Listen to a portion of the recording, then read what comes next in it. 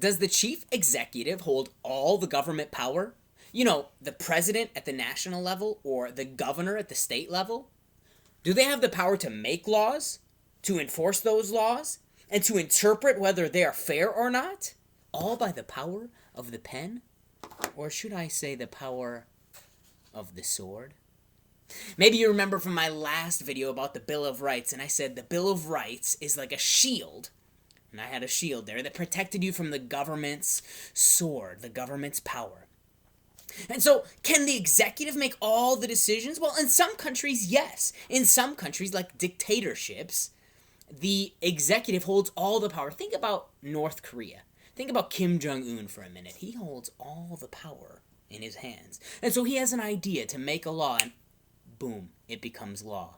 And then he gets to decide how that law is enforced. And then if you don't like it and you want to take it to court, you know who the chief judicial branch judge is? That's right, the dictator.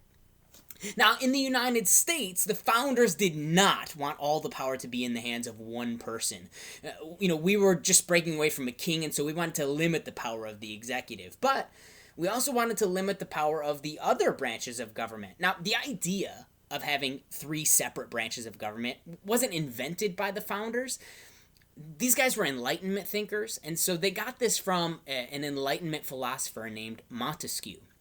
And he said that the legislative branch, the power to make laws, and then the executive power, the power to enforce those laws, and the power to interpret the laws, the judges, that should be in 3 separate, co-equal branches of government. And so the executive branch, the power of the sword, they can't even make laws. The legislative branch gets to make the laws. Now, if the legislative branch makes a law and the executive disagrees with it, the executive can veto it and it doesn't become a law. It's this power struggle between the 2 branches. Now, when the legislative branch and the executive agree on something and it becomes a law, this is when the government power is at the strongest. But there's still a check. And so if the legislative branch and executive branch do something together that is unfair, unjust, unconstitutional, there's a 3rd branch of government, the judicial branch, that can step in and rule it unconstitutional.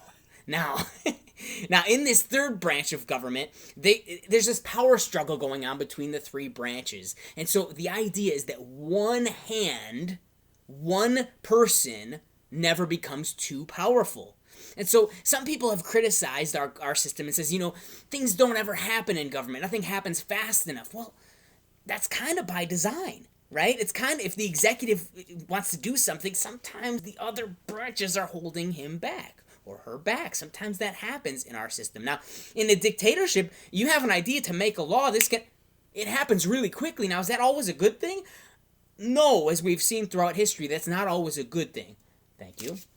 Now, in Michigan right now, this is 2020, coronavirus is going on, and we've had some executive orders. Our governor has had some shutdown and stay-at-home orders, and that's been good for a while. That's been okay, but just recently, the legislative branch has put a check on that power and says, we disagree with what the governor is doing, and the governor has vetoed that. And they're both pointing to different laws in the past saying, no, we have the power.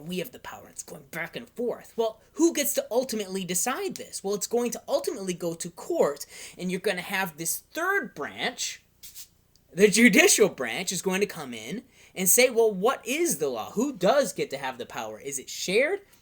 Does the executive get to do this?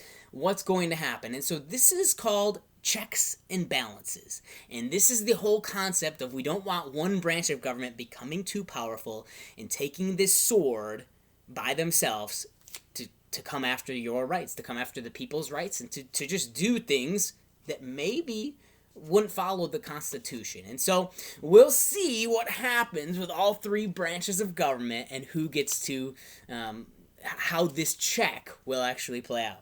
Okay? Hope you understand checks and balances. I'll see you next time.